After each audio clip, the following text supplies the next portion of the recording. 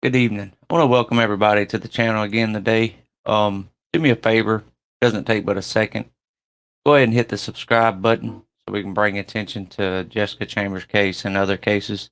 It doesn't cost you anything, and I don't gain anything from it. This channel is not and will not be monetized, so this is strictly discussion content, brainstorming, if you will, about who, what, how, why these cases happen and who's responsible.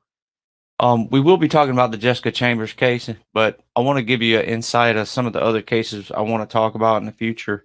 Um, one of the cases, Brandon Embry, a guy that I just learned a little bit about today that was severely beaten, and the cops said that he essentially did this to himself, which is utterly absurd if you start looking into the case just a little bit. So we will talk about that in the future.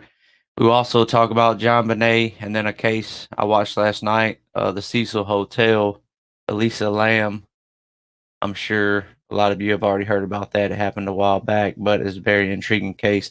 At some point, I'm going to want to have the owners of the website cavdef.org on, George Kless and Thomas Myrtle. They have tons of information on a lot of these different cases. I also want to get them on for the Jessica Chambers case. It's not a case that they have researched at length, but I would like to get them on for their unique perspective and ideas on the case. So that'll be coming soon, hopefully. Now, today I kind of want to ramble. I don't really necessarily have a structure to this video. It's more or less just a bunch of thoughts that I want to get out there. When I watched both Jessica Chambers trials on YouTube, I thought the prosecution did a very good job at proving their case. Now, there's a growing consensus out there that a lot of people doesn't necessarily believe that Quentin Tellis is solely responsible or responsible at all for the death of Jessica Chambers. And if at any point along the way I feel that he is not, I would definitely come out and say that, and I'll also issue an apology for even implying that he was. But as of now, having watched and listened to all the evidence, I do believe that at a minimum, like I've stated before, he knows who did it. But I believe that he did it himself. Now, I really didn't have a problem with anything the prosecution brought up. However, I have been thinking about a few issues with the prosecution's case against Quentin Tellis. One of the issues is the prosecution claims that when they left Quentin Tellis's house at 7:26 p.m., they believe something happened to Jessica by the hands of Quentin at or near the driveway next to Quentin Tellis's house, and that he drove the vehicle to the site where she was burned.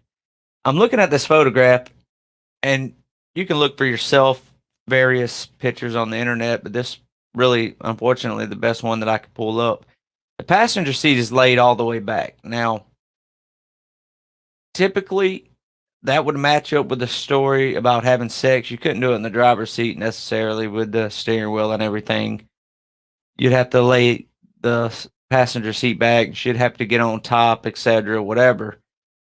But the car was found in this condition. If you notice now, the driver's seat top portion is slightly reclined.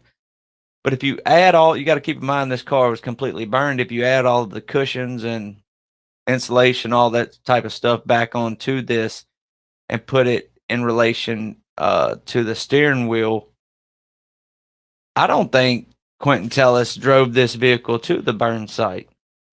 I'm thinking theoretically that maybe Jessica drove to the site where she was burned. Now,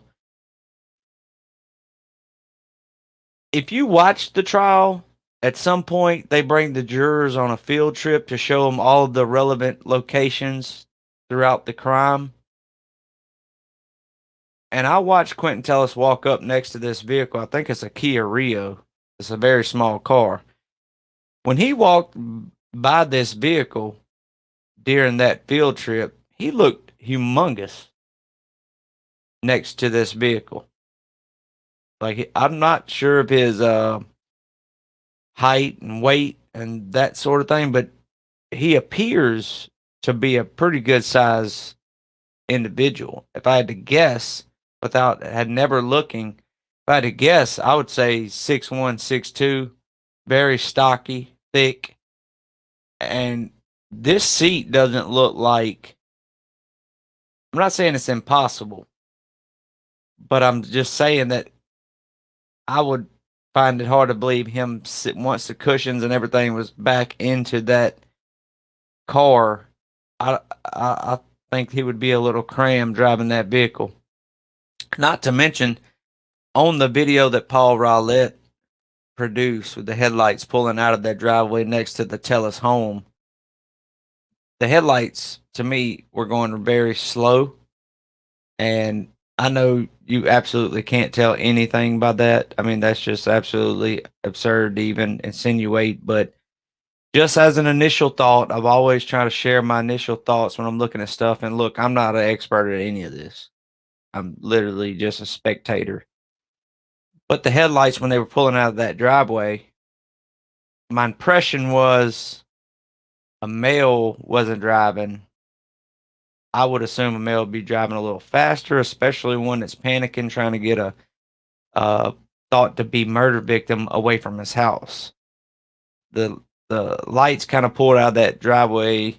And I know it was on a loop, but it kind of pulled out of that driveway, kind of methodical, kind of slow, maybe more like along the lines of a female drip pulling out of there. But that's just me. I think it's interesting because of the time frame. One thing I find interesting about the seat of the car is if Jessica did drive to the burn site, what was the reason? And we'll get into some of what I believe the reason would have been for them to drive to that location, even if you say, well, maybe they drove over there to have sex instead of doing it in that driveway. But one thing I find troubling with the prosecution's theory is that if he made her unconscious over there beside his house and then drove over to the burn site, she's still unconscious, then walks, whether he walks all the way to his sister's house or gets a ride halfway there, gets his sister's vehicle, drives to his shed, gets the gas, goes all the way back to the burn site. We're talking about 20, 25 minutes. I'm not convinced she would still be unconscious. We can't prove what was done to her or by who, but the fact that they're insinuating she was unconscious that entire time. I mean, how could she be unconscious that entire time? Because she obviously was still breathing because the fire didn't kill her immediately. So she was still breathing. Furthermore, I find it interesting that people insinuate that, well, they put a lot of stock into the Eric and Derek situation. If she was unconscious for a long amount of time, and as some people said that she had a gash on her head, if she was hit in the head, had a concussion, or if she was choked out or asphyxiated or smothered, whatever the case is, if she was hit in the head and unconscious for a long period of time, she can't be an eyewitness, and her testimony shouldn't be able to hold any weight. I mean, think about in any other situation,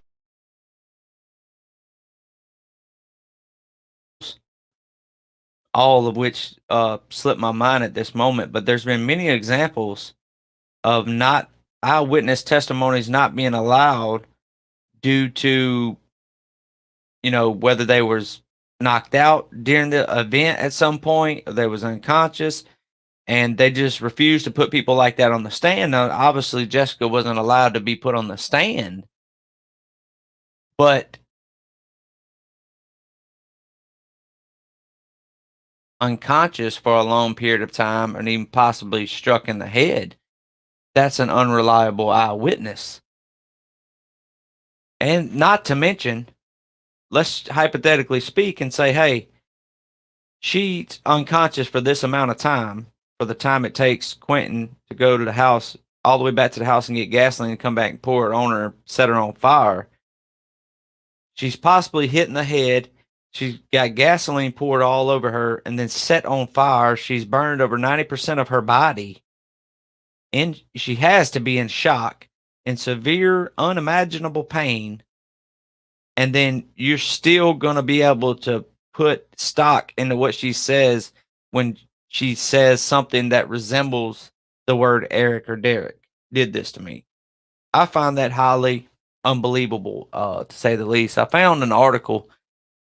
There was 120 people tested in this, and this isn't the same exact situation. And I'm sure weights and all of those different things, how much you weigh, how those things come into play with this. But it says after only 10 seconds of choking, the victims fell unconscious. As soon as they were diagnosed unconscious, the performer released them, and the subjects remained unconscious for 10 to 12 seconds. During this time period, the victims sometimes developed a jerking or fluttering and cramps. All subjects woke up spontaneously. Now, 120 people were involved in this research, and they were, now, granted, as soon as they went unconscious, the choke was, stopped being performed. And 10 to 12 seconds later, they regained consciousness. But what I find interesting is, really stop and think about it, is how in the heck would someone be able to remain unconscious if they pulled out of the driveway at 7:26? He got back, I want to say, close to 8 to the burn site, the site she was burned with the gasoline, under their theory. You telling me she was unconscious for 25 minutes? I don't think so. I see a lot of problems with that. Now, I think the route they should have went, as far as the prosecution goes, is said, well, maybe Jessica drove to the site because they didn't want to have sex in that tight, congested area. They drove to a more secluded area, and that's where the attack happened. And then Quentin realized he had to go back to the house and get the gas or what have you. Or another theory, and this is just my own personal theory, and I'm not saying this is airtight because I'm sure you could poke holes in it, but I'm just saying, what if Quentin Tellis had 2 phones? What if he had a burner phone? And if the people that want to say there was other people involved, if he got a text on that phone said, bring her to this location, he could have said he was sitting right there beside her house. That's admitted that they were there beside his house when they got back from Taco Bell. He could have said, well, I'm going to, look, one of my buddies just texted me, said he ran out of gas over there on Heron Road. Look, I'm going to walk over here to get my gas can out of the shed. I need you to bring me over there to him. And they brought the gas with them. And maybe when Quentin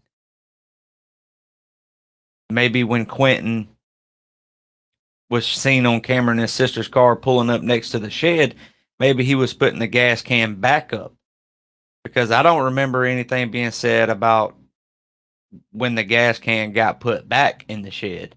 Was it that night? Did he go back to his house with his sister's car at some point? Or did he bring the car straight back to his sister's house? Did she see him with a gas can? Did her car, inside of her car, smell like gas? All these different things are not known. Now, this picture is where the burned vehicle was found, approximately where this yellow square is at. Going back to what we was just talking about, the state said Chambers and Tellis drove to Batesville in her car together and came back to Cortland around 6:30. Tellis told investigators she then left his house around 7, but surveillance video doesn't show Chambers or Tellis leaving his house. And that's a fact. That's on camera. Instead, the state said the car left a driveway next to Tellis's house just before 8. That's the area where Tellis said they once had sex in her passenger seat. Passenger seat was found laid back. Investigators think he somehow made her unconscious there. Chambers' phone was active at 7:30 in the spot she'd later be found burned alive.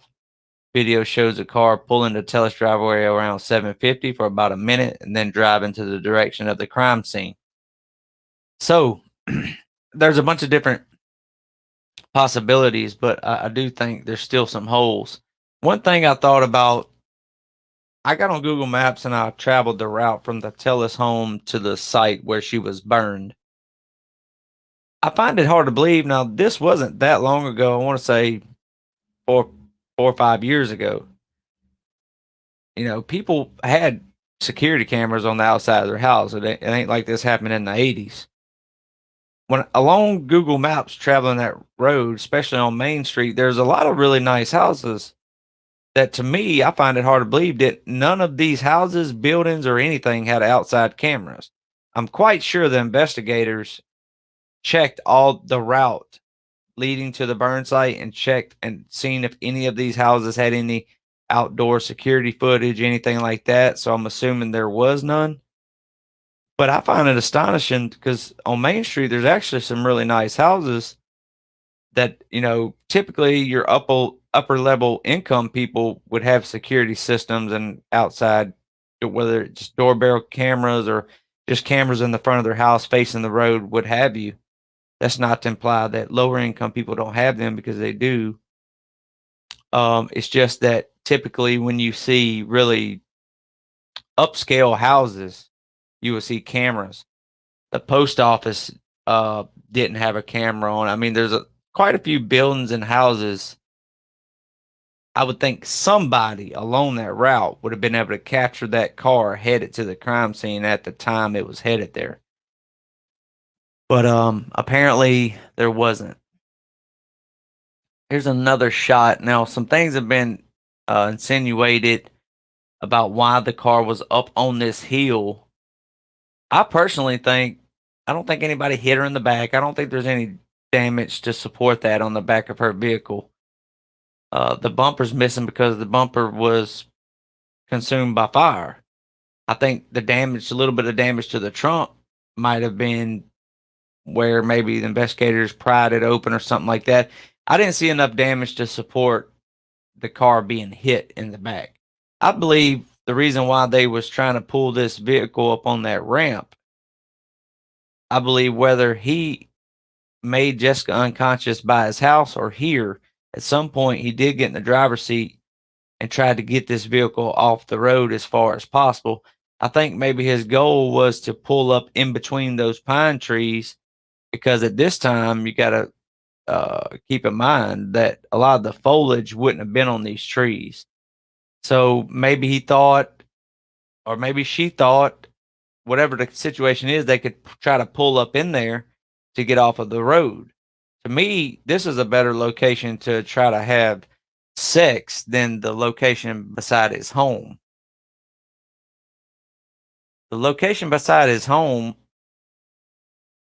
you have his house, which this is the driveway where the blue garbage can is at, supposedly where they left out of, and supposedly where they had sex at. Well, this driveway has his house to the right. If you were standing in this driveway, say by that blue garbage can looking at 51, to the right would be his house.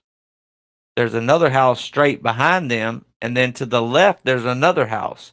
So there's 3 houses in that immediate area. I can't, as nervous as she was to be that close to Quentin's house because his mom was home, I can't see her wanting to have sex right there in that area. That's what makes me think maybe they drove to a more secluded place, whether or not it was his suggestion or her suggestion, what have you. I don't know. Nobody really knows. Now, this driveway is in view of that gas station and that camera. And if you go back and look at Paul Rowlett's video, you can see that driveway from that camera, and I firmly believe that those were the headlights pulling out of that driveway headed to the crime scene. So I just find it interesting that the unconscious theory, her being unconscious for that amount of time, I'm not quite sure that's even possible. I'm not a medical person. I have no clue, but I do find that very hard to believe. And like I said, to go even further, if she was unconscious for that amount of time, some people imply that she had a gash on her head. If she was struck in the head and unconscious for that amount of time and then set on fire, you wouldn't be able to put any stock into what she says. That shouldn't even be a reliable witness in court. Her testimony, because essentially that's her testimony that's being repeated by first responders. So that to me shouldn't even be held up in court. I think the prosecution could have did a better job at refuting that. Now, I'm not sure the ins and outs of how you refute that, but I mean, I've seen it in other cases where the attorneys refuse to put somebody up on the stand like that if they're impaired, or if or if they're unconscious or was knocked out while an attack was happening, something like that, because typically the prosecution or defense, what have you, will tear that testimony to shreds up on the stand. But it's a very unique case, and regardless, she deserves justice, and I would very much like for people to get involved with this case and talk about it and theorize and try to come to some solution and ideas, because that's when we're able to do the most, is when we all put our heads together and try to figure things out. So you, like I said at the beginning, if you do me a great favor and subscribe so we can interact and bring awareness to this case and the other cases we'll be talking about, I appreciate it. And until next time, let me know what you think in the comment section, and y'all enjoy the rest of your